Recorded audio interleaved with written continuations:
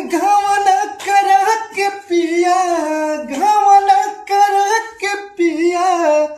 गइल तो बहरवा हो तत्काले आजा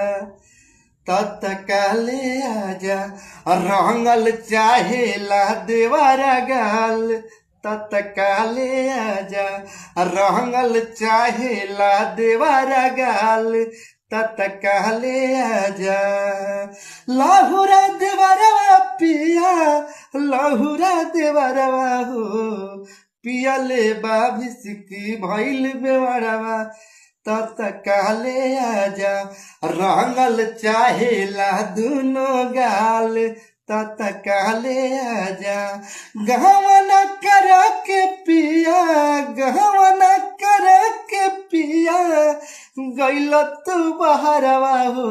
तत्काले आजा।